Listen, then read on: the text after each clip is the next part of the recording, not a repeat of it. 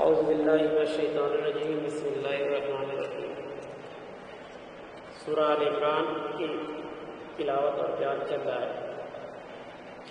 103 آیت تک کا بیان ہو چکا۔ کل ہم لوگوں نے پڑھا تھا کہ اللہ کی رستی کو مضبوطی سے تھام لو اور اسی میں سارے انسانوں کی بھلائی ہے۔ اور اللہ کی رستی سے مراد کیا ہے؟ قرآن۔ کیا ہے؟ قرآن اور حدیث دونوں، صحیح حدیث اور قرآن پہ آدمی چلے تو انشاءاللہ کوئی۔ اور یہ بھی بتایا گیا کل والے میں کہ تفرقے میں نہیں پڑھنا چاہیے، یعنی فرقے بازی کے چکر میں نہیں پڑھنا چاہیے اور اللہ کی رسی کو مضبوطی سے پکڑ لے۔ اب اس کی آگے کی آیت جو ہے دیکھیے، آیت نمبر 104۔ وَلَا تَكُنْ مِنْكُمْ أُمَّةٌ يَدْعُونَ إِلَى الْخَيْرِ وَيَأْمُرُونَ بِالْمَعْرُوفِ وَيَنْهَوْنَ عَنِ الْمُنكَرِ۔ اور تم میں سے ایک جماعت ایسی ضرور ہونی چاہیے جو خیر کی دعوت دے اور نیکی کا حکم دیتی رہے اور بدی سے روکتی رہے۔ اس جماعت کے کرنے کے 3 کام بتائے گئے، جن میں اولین دعوت الی الخیر، اور واضح ہے کہ سب سے بڑا خیر قرآن ہے۔ کیا ہے؟ سب سے بڑا خیر قرآن ہے۔ یعنی ایک جماعت ہونی چاہیے ہر محلے، ہر گھر میں۔ ایک آدمی سے 2 آدمی ہو تو جماعت ہو گئی۔ کیا ہو گئی؟ کہا گیا نا کہ جب تم 1 سے 2 ہو جاؤ تو جماعت کے ساتھ نماز پڑھو۔ تو 1 2 3 یہ پوری ایک جماعت ہے۔ یہاں پر ہم لوگ بیٹھے درس قرآن میں، ایک جماعت ہے، ٹھیک؟ تو خیر کی دعوت دینا ہے لوگوں کی بھلائی کے لیے بلانا ہے۔ اور بھلائی کا راستہ کون سا ہے؟ قرآن کا راستہ۔ کیا ہے؟ قرآن کو وہی اللہ تعالیٰ نے کہ اور تم میں سے ایک جماعت ایسی ضرور ہونی چاہیے جو خیر کی دعوت دے اور نیکی کا حکم دیتی رہے اور بدی سے روکتی رہے۔ ٹھیک؟ نیکی کا حکم دیتے رہے، لوگوں سے نیک بات کرتے رہے، بھائی نیک کام ہے، نماز پڑھنا اللہ کا حکم ہے، نماز پڑھنا، روزہ رکھنا، حج کرنا، زکوٰۃ دینا، جھوٹ نہ بولنا، کسی کو غلط راستے پر نہ لے جانا، تو یہ سب نیکی کام ہے۔ کیا ہے؟ نیکی کام ہے۔ اور جو لوگ برائی میں پھنسے ہوئے ان کو بھی اسے بتاتے رہنا کہ غلط راستے جننے کا جہنم تک پہنچ جائیں گے۔ یہ کام ہمیشہ پوری زندگی ہم کو کرنا ہے، جب تک سانس میں سانپ ہے سب کو کرنا ہے۔ گھر میں بھی کرنا ہے، گھر کے باہر بھی کرنا ہے، بازار میں کرنا ہے، مسجد میں کرنا ہے، جہاں موقع ملے وہاں کرتے رہنا ہے، تبھی اللہ کا حق ادا ہوگا۔ وَأُولَٰئِكَ هُمُ الْمُفْلِحُونَ، اور یہی لوگ فلاح پانے والے ہیں۔ جو لوگ یہ کام کریں گے وہ لوگ کیا ہیں؟ فلاح پائیں گے، یعنی کامیاب ہو جائیں گے، یعنی پاس ہو جائیں گے۔ کہاں پہ؟ آخرت میں۔ یہاں پہ لفظ منکم بڑا معنی خیز ہے کہ تم میں ایک ایسی امت وجود میں آنی چاہیے۔ گویا ایک تو بڑی امت ہے، امت مسلمہ وہ تو 150 کروڑ نفوس پر مشتمل ہے، جو خواب غفلت میں مدہوش ہے۔ کتنی مسلمانوں کی آبادی؟ قریب پوری دنیا میں 150 کروڑ، اور اپنے منصب کو بھولے ہوئے ہیں، دین سے دور ہیں۔ لہذا اس امت کے اندر ایک چھوٹی سی امت یعنی ایک جماعت وجود میں آئے جو جاگو اور جگاؤ کا فریضہ سر انجام دے۔ اور اللہ نے تمہیں جاگنے کی صلاحیت دی ہے، اور اب اوروں کو جگاؤ اور اس کے لیے طاقت فراہم کرو اور ایک منظم جماعت بناؤ۔ فرمایا کہ یہی لوگ فلاح پانے والے ہیں۔ یہ جو قرآن اور حدیث کی بات لوگوں کو بنائے اور جماعت بنا کے کام کرے اور اللہ خیر کی بات بتائے تو وہی اسی پر اللہ تعالیٰ کرے، ایسے لوگ فلاح پانے والے ہیں۔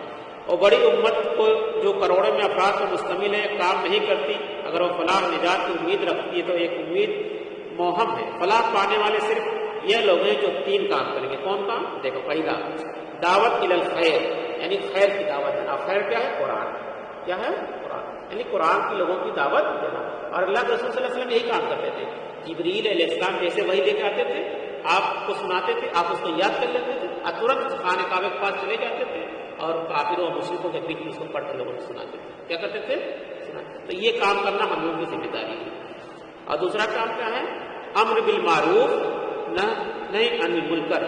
میں نے منہج انقلاب نبوی کے مراحل کے مدارس کے ضمن بات واضح کی ہے کہ اسلامی انقلاب کے لیے آخری اقدام بھی نہیں عن المنکر بالغ ہوگا، اس لیے کہ حدیث میں رسول اللہ صلی اللہ علیہ وسلم نے نہیں عن المنکر کے 3 مراتب بیان کیے۔ حضرت ابو سعید خدری رضی اللہ عنہ سے روایت ہے کہ رسول اللہ صلی اللہ علیہ وسلم نے ارشاد فرمایا، یہ حدیث ہے، صحیح مسلم کی حدیث ہے، کہ تم میں سے جو کوئی کسی منکر کو دیکھے تو اس کا فرض ہے کہ اسے زور بازو سے روک دے۔ نہیں، زور بازو میں طاقت سے۔ جب کوئی غلط کام کر رہا ہے، کوئی اللہ کی نافرمانی کر رہا ہے، کفر کر رہا ہے، تو اس کو طاقت سے روک دے۔ بس اگر اس کی طاقت نہیں ہے تو زبان سے روکے۔ کیا کرے؟ زبان سے. اگر کوئی برائی سماج میں معاشرے میں کوئی غلط کام ہو رہا ہے, اگر طاقت نہیں ہے بھائی ہم کمزور ہیں نہیں روک سکتے, تو اس کو زبان سے بھی دیکھو یہ غلط کام ہو رہا ہے تم لوگ کو یہ نہیں کرنا چاہیے. ٹھیک, اور پھر اگر اس کی بھی ہمت نہ ہو تو دل میں برائی سے نفرت ضرور رکھیں. اگر ہم زبان سے بھی نہیں کر سکتے, اتنی بھی طاقت نہیں, تو دل میں اس کو برا سمجھیں. کیا کریں, اس کو برا سمجھیں. اور یہ ایمان کا کمزور ترین درجہ ہے. کیا ہے یہ ایمان کا سب سے کمزور ترین درجہ ہے. یہ بہت مشہور رسید ہے, یہ صحیح مسلم کتاب الایمان اس میں سے لی گئی ہے. تو کم سے کم یہ 2-3 کام ہے کہ طاقت ہے تو طاقت سے روک دو, زبان سے بری کام کو برا کہو, غلط کو غلط کہو, اور نہیں تو پھر دل میں اس کو برا سمجھو, نہیں تو پھر سمجھو کہ ایمان ختم ہے. اگر جس کے دل میں بھی بری بات کو برا سمجھنے کی طاقت نہیں ہے تو سمجھے کہ ایمان بڑا. اگر دل میں نفرت بھی ختم ہو گئی تو سمجھ لینا کہ متاع ایمان رخصت ہو گئی. بقول علامہ اقبال, بائے ناکامی متاع کارواں جاتا رہا, کارواں کے دل سے احساس زیا جاتا رہا. دل میں نفرت ہے تو اگلا قدم اٹھاؤ, زبان سے کہنا شروع کرو, بھائی یہ خیر یہ چیز غلط ہے, اللہ نے اس کو حرام ٹھہرایا, یہ کام مت کرو. لیکن اس کے ساتھ اپنی ایک طاقت بناتے جاؤ, ایک جماعت بناؤ, قوت کو اکٹھا کرو. جب وہ طاقت جمع ہو جائے تو پھر کھڑے ہو جاؤ اور ہم یہ غلط کام نہیں کرنے دیں گے. پھر وہ ہوگا کہ نہیں انل منکر, یعنی طاقت کے ساتھ برائی کو روک دینا, اور یہ ہوگا انقلاب کا آخری مرحلہ. ٹھیک, یہ تھوڑا مشکل کام ہے مگر اس کامیابی اسی میں ہے. جیسے اپنے گھر کے اندر سے پہلے شروع کریں. اپنے گھر میں بھی پہلے 8-10 آدمی ہیں, اس میں کچھ لوگ غلط کام کریں تو ان کو روکو. اگر اپنے پاس طاقت ان کو ڈنڈے سے مار دو. ٹھیک ہے بھائی, نہیں کرنا, یہ غلط کام ہے, اس کو سمجھاؤ, پہلے سمجھانا کو جاننا ہے. نہیں روکتا ہے تو اس کو روکنا, چاہے جیسے بھی روکنا ہے اس کو. یہ اللہ کا حکم ہے, کسی انسان کا حکم نہیں ہے. تو ان 3 آیت کے اندر عظیم ہدایت ہے. انقلاب کا پورا عمل موجود ہے, بلکہ اسی منہج انکار نبو کا جو آخری احکام عمل ہے وہ بھی پوشیدہ ہے. اب ایک آیت اور پڑھ دیتے ہیں. وَلَا تَكُونُوا كَالَّذِينَ تَفَرَّقُوا وَاخْتَلَفُوا مِن بَعْدِ مَا جَاءَهُمُ الْبَيِّنَاتُ, اور ان لوگوں کی طرح نہ ہو جانا جو فرقوں میں بٹ گئے. ان لوگوں کی طرح نہ ہو جانا جو فرقوں میں بٹ گئے اور انہوں نے اختلاف پیدا کر لیا اس کے بعد بھی ان کے پاس واضح تعلیمات آ گئی تھی. اور یہاں مسلمان کہہ رہا ہے, فرقہ کھوج رہا ہے کہ 72 فرقہ ہوگا کہ 73واں کون بنا, چلے اس کو بھی تھوڑا ٹیسٹ کریں. ٹھیک ہے, اور اللہ تعالیٰ کیا کہتا ہے, فرقوں میں مت پڑھیے. قرآن کی آیت کا ترجمہ ہے کہ اور ان لوگوں کی طرح نہ ہو جانا جو فرقوں میں بٹ گئے. یہ جو فرقوں میں بٹ گئے سمجھو دین سے راستہ باہر اختیار کر لیا. جب فرقہ بٹ جائے گا تو اپنی منمانی کریں گے, کیا کریں گے. اللہ کا دیکھو دنیا میں 2 فرقہ ہے بس, ایک اللہ کا ایک شیطان کا. ایک اللہ کی پارٹی ہے, ایک شیطان کی پارٹی. تو بس 2 ہی پارٹی ہے. مسلم کو مطلب اللہ کی پارٹی کے ساتھ رہنا ہے, اور جو اللہ کو نہ ماننے والا شیطان کی پارٹی.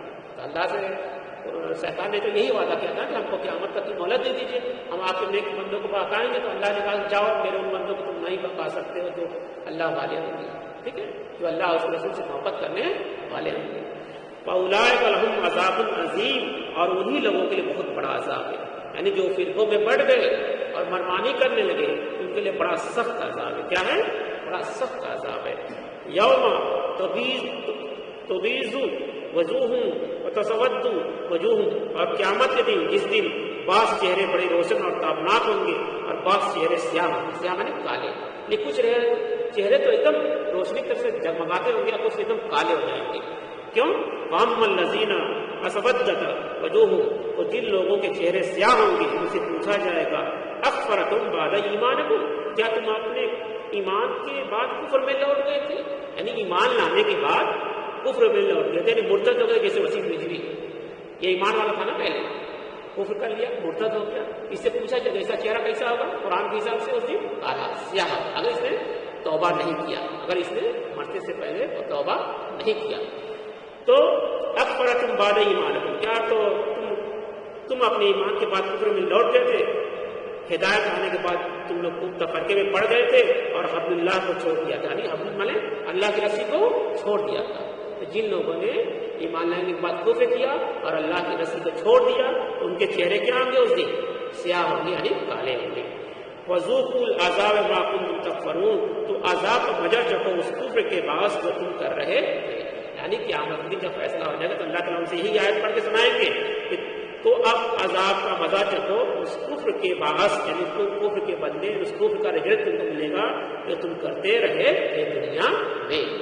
تو اس لیے کفر کے کام سے، یعنی کفر کسے کہتے ہیں؟ نماز کا چھوڑ دینا کفر ہے، روزہ نہ رکھنا کفر ہے، حج نہ کرنا پیسہ ہونے کے باوجود بھی کفر ہے، زکوٰۃ نہ دینا پیسہ ہونے کے باوجود بھی کفر ہے۔ یہ 5 پلر ہیں اسلام کے، تو جو اس کا انکار کرے گا وہ کفر کرے گا، اور اس کا چہرہ اس دن کیا ہوگا؟ سیاہ ہوگا، چاہے وہ مسلمان کے گھر میں پیدا ہو چاہے کسی گھر میں پیدا ہو۔ اللہ تعالیٰ سے دعا ہے کہ ہم لوگوں کو اس آیت کا عمل کرنے کی توفیق عطا فرمائے اور قیامت کے دن روشن چہرے کے میں ہم لوگوں کو شامل کرے۔ آمین ثم آمین۔